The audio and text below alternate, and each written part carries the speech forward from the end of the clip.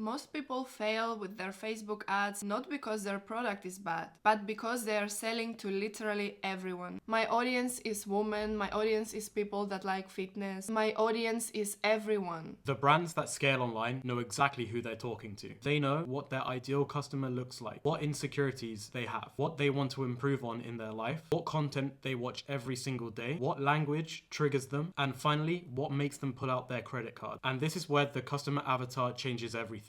Because once you understand the psychology behind your customer, your ads become stronger, your product pages convert better, and Facebook finally understands who to push your ads to. And by the way, here's a screenshot from one of our stores last week. We just started it, and one of the reasons it's performed so well quickly is because we deeply applied the concept and principles of what we're about to teach. We deeply applied the principles of the ideal customer avatar into everything. The ad angles, the creative, the product page, the hooks, the copy, and even the colors and emotions used throughout the branding. Nothing was random. Everything was designed for one specific type of customer. In this video, we're going to show you step by step how to design and implement your ideal customer avatar, how to build a customer avatar for your Facebook ads and Shopify store, even if you're starting from completely zero. We're going to cover how to find pain points and desires they have, how to make your ads feel personal, and how to stop creating generic marketing that no one cares about. So first, we have to understand what is a customer avatar. A customer avatar is a detailed profile of our ideal customer. Instead of thinking, my audience is people who want fitness, a customer avatar gets very specific and human. So a customer avatar is not just demographics, age, gender, and location.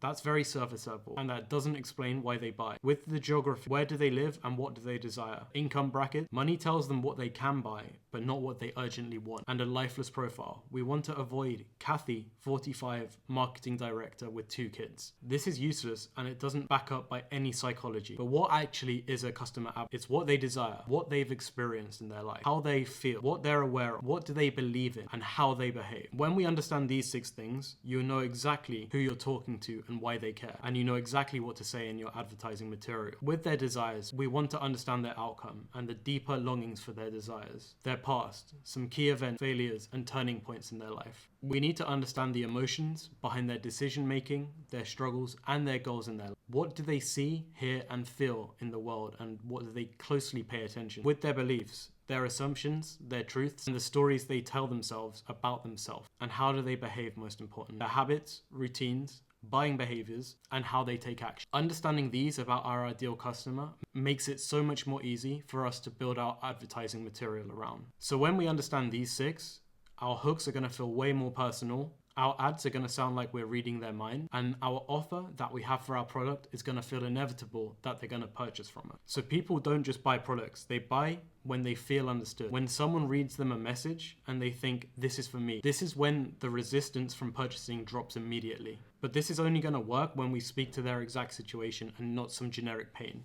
We have to understand what they've been through, call out their specific struggles in their life, and reflect their reality back to them to remind them once again. On the flip side to this, if the message applies to everyone, then it actually in fact resonates with 0 people. And this is where we're going to struggle with our Facebook ads. A tool that I like to use when filling out my ideal customer avatar when I'm creating a new store is something along the lines of this. What's their core desire? What do they say they want, but what do they in fact actually want? And we're going to fill in the missing criteria on this checklist so that we can then feed chat and get a deeper understanding of exactly what they're looking for in their life. For example, what could be frustrating them right now? We want to understand their 3 most important pains in their lives. What have they already tried? What other solutions to their problem have they had, but maybe it hasn't in fact worked? And how do they feel on their worst day? And if we can start to understand some of their key emotions, we're going to then be able to build a bigger picture and paint a real story around our advertising material. With this customer avatar worksheet, I'm going to then run this through a ChatGPT prompt, and we're going to take the product that we've identified from our market research and product research, and we're going to apply this so that we can get a deep understanding of exactly what we're looking for and what we can build our marketing material around. So Chat's helped us fill in the customer avatar worksheet,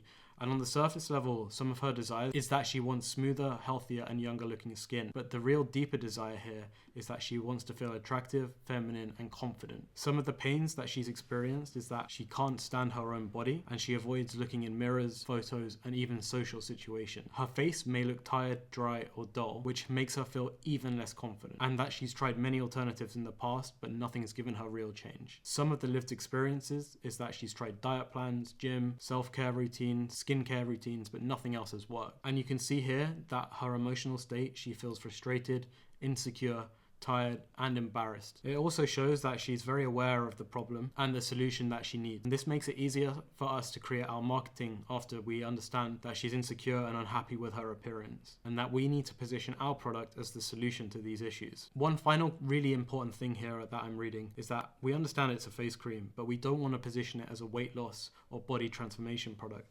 Instead, we need to make sure that we position it as the first small step back to feeling like herself again. A strong marketing angle would be something like, you don't need to change everything overnight to start feeling beautiful again. Start with the face you see every morning. What we have to understand is most buying decisions are emotional. Rarely do people use logic when they're buying, but they decide based on how understood they feel. The stronger the emotional connection, the less convincing they need, and the faster they move to buying. Our goal isn't to describe our customer, it's to make them think that's exactly me. So when they're reading an advert that you're putting out, they have to resonate with this. And if they can resonate, there's a much higher chance that they're going to buy and ultimately use your product as the solution to their issue. So why do avatars matter so much? Well, people, like I said, they buy when they feel understood. We need to make people feel understood by being relatable, by showing we've been through what they've been through, by speaking to their specific situation and not generic pain points. And 95% of purchase decisions are driven emotionally. So the more we can connect with someone emotionally, the more likely they are to buy. So our goal isn't to describe our customer. Our goal is to connect with them so deeply they feel like you're in their head. So surface level desires versus a deep desire. So a surface level desire,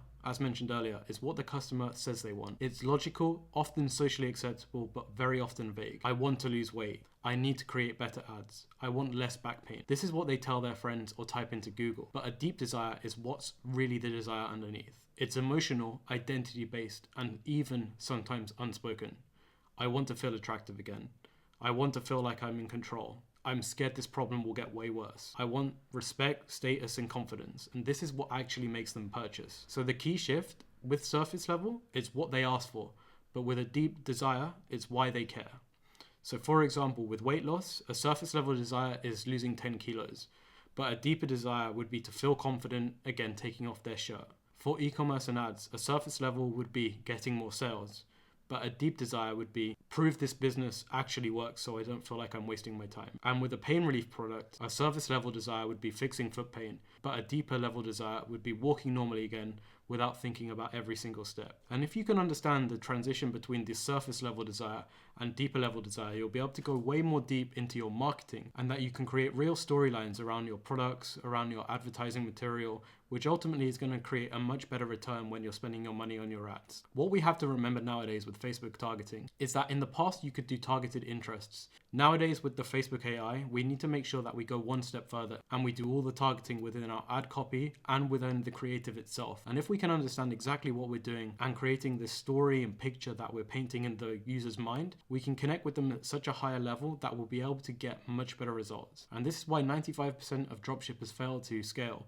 But the 5% that really understand this will be able to really succeed. So some example surface level copy that's weak and generic is that they're struggling with foot pain. Our ergonomic insoles provide all-day comfort and support. They're designed to reduce pressure and improve alignment. Order now and feel the difference. But the thing is, this sounds like every other ad. It focuses on the features, but it's no specific feeling. There's no urgency, there's no identity of the ad is going to be speaking to, and there's no specificity. And this makes it super easy to ignore.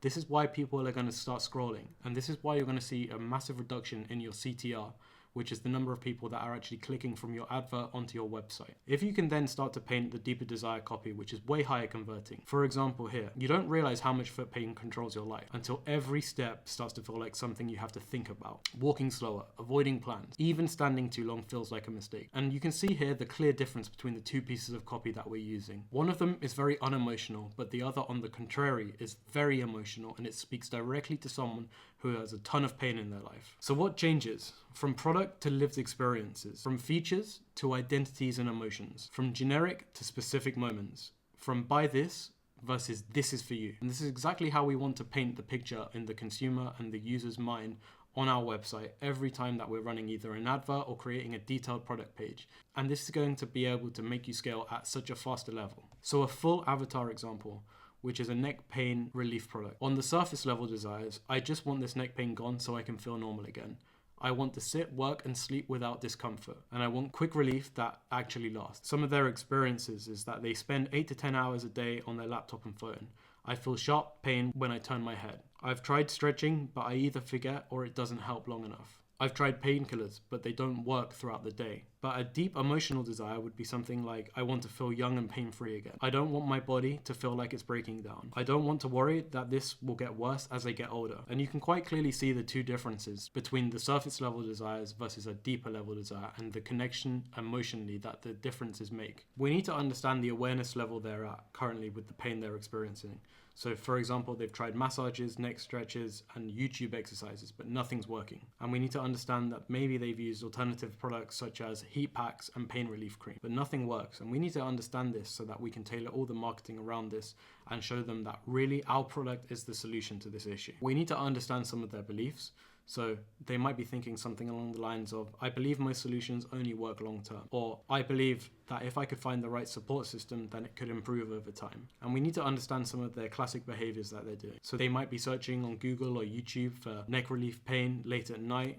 We understand that they might be reading reviews before buying anything health related, or that they're tracking their pain mentally. So for example, today could be worse than yesterday. And we need to then make sure that we're understanding their frustrations and their pain points. So nothing gives long-term relief, or pain always comes back after a few hours. And if we can really understand some of this, then we're going to be able to create and paint a picture on our advertising material and the copy that we're using. And most importantly, we then want to understand their dream outcome. So they may, in fact, after finding a solution to their issue, that they wake up with no stiffness. They can work a full day again with zero neck pain. They have no more tension headaches. And once we understand this, we can take them from pain point to solution so much more easy in our marketing. And this is exactly how the e-commerce brand owners operate. They find and create a problem for the customer and they present a solution. And this is exactly what's working in 2026. If you found any value in this video, please like and subscribe for more e-com videos.